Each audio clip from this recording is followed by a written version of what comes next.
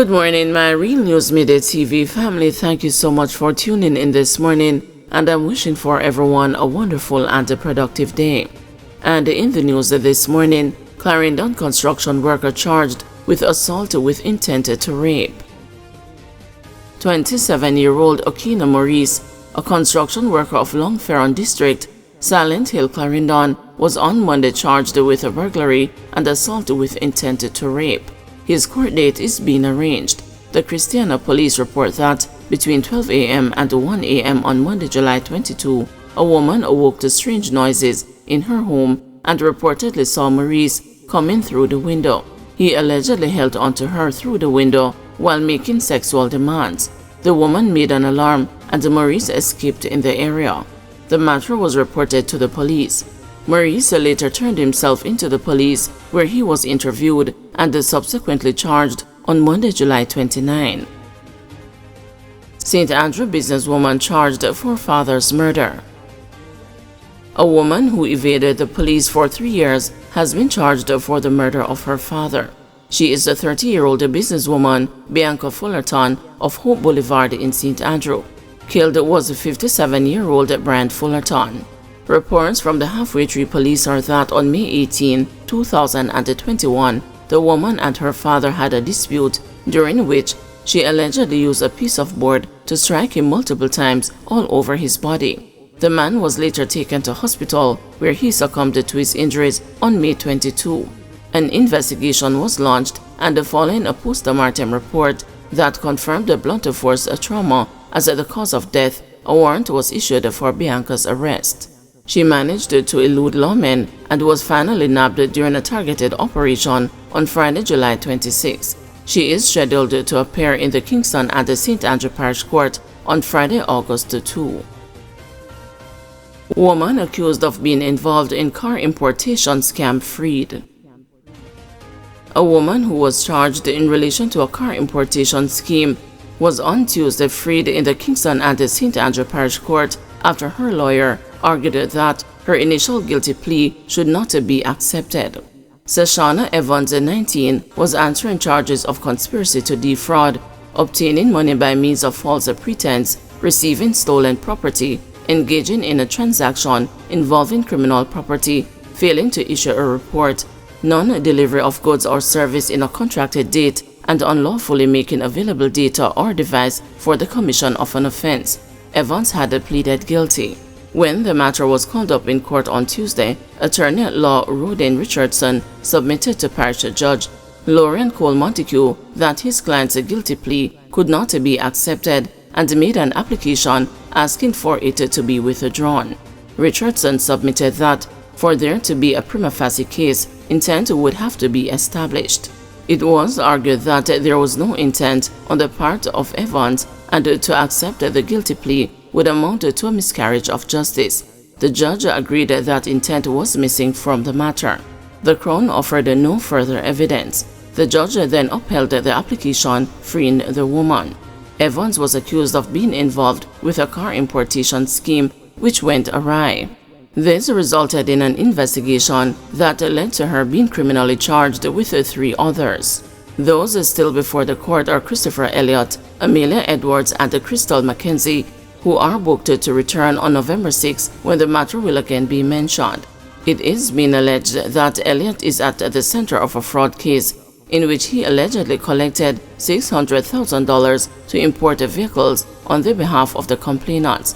Allegations are that Elliott operates an online car mart advertising that he is able to import vehicles. He allegedly instructed interested persons to transfer the funds to bank accounts of his co-accused, who sent Elliott the monies received.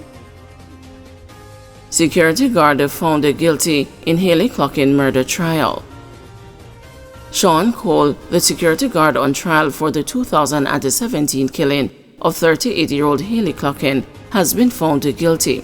The verdict was handed down in the St. Elizabeth Circuit Court in Black River on Tuesday. The jury trial started 2 weeks ago on July 15. Cole is scheduled to be sentenced on September 20 in the Home Circuit Court. Haley Clockin, who struggled with bipolar disorder, was shot to death by Cole in his home parish on June 23 2017 after climbing on an armored truck. His death sparked outcries that an innocent life was taken, as well as appeals for more public education on mental health. Cole was granted bail in the sum of $1 million when he made his first court appearance in July 2017. Clocking a York University, Monroe College and a Manchester High alumnus, is said to have touched their lives as a student, as a journalist and educator. Body found in St. James River, believed to be that of Lucy jail escapee. The body of a man pulled from a river in the vicinity of the bypass road, now under construction in Irwin, is believed to be that of one of the escapees from the Lucy lockup over the weekend. The body was taken from the river by the police and the firefighters on Monday.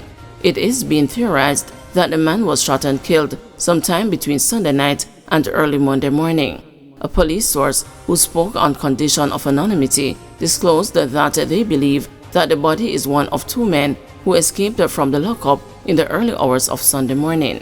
The other man was reportedly taken back into custody after being arrested on Sunday.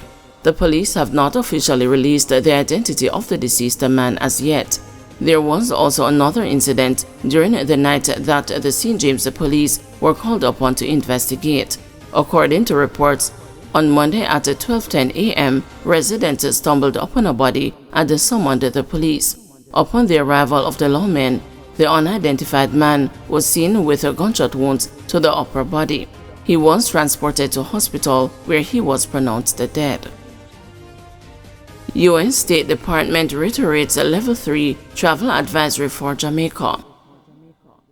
Jamaica's ambassador to the United States, Audrey Marks, has welcomed what she says is a softening of the language of the U.S. State Department in its latest travel advisory on the country, even as the island remains at a Level 3. A Level 3 designation means U.S. citizens should reconsider traveling to a country. In the July 25 advisory, the State Department reiterated that Americans should reconsider travel to Jamaica due to crime. It continued to urge citizens to exercise increased caution regarding medical services. Violent crime occurs throughout Jamaica. Tourist areas generally see lower rates of violent crime than other parts of the country. The homicide rate reported by the government of Jamaica is among the highest in the Western Hemisphere. Armed robberies and sexual assaults are common. The U.S. Embassy routinely receives reports of sexual assaults, including from U.S. citizen tourists at resorts. U.S. citizens report a slow or unsatisfactory response to serious criminal incidents. When arrests are made, cases are infrequently prosecuted to a final verdict and a sentence, read a section of the advisory. U.S. citizens should not expect the same level of health care available in Jamaica as is available in the United States. This includes generally lower levels of emergency service response times or routine care for illness or injury.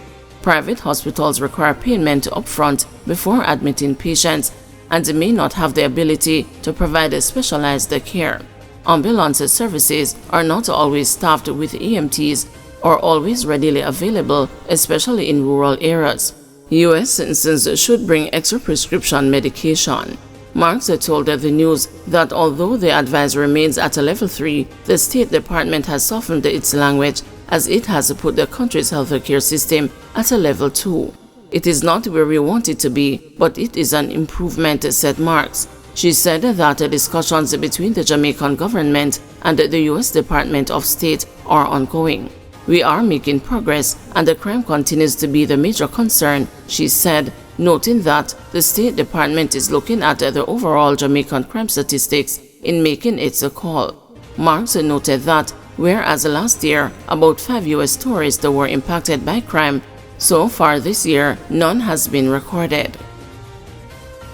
Court of Appeal will rule in favor of Vybz Kartel and the co-accused, says Samuels. With less than 24 hours until the Court of Appeal delivers its ruling in the matter involving incarcerated dancehall artist Adidja Vybz Kartel Palmer, attorney Bert Samuels believes the court will rule in favor of Kartel and his co-accused. Mr. Samuels told the news that the men's case was on strong constitutional ground. With the lapse of 13 years, a trial, Court of Appeal dismissing the appeal, Privy Council ruling that this matter was unconstitutional, that is, keeping the juror on the jury, and the matter sent back to the Jamaican Court of Appeal by the Privy Council to consider whether there should be a trial or a retrial. This is a matter of great public interest.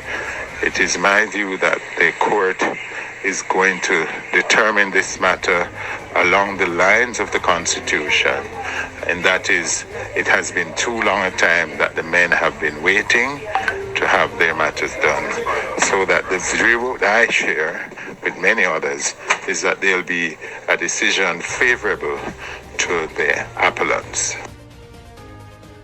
Guys, thanks for watching. Please join us this afternoon at 2 p.m. for another news update.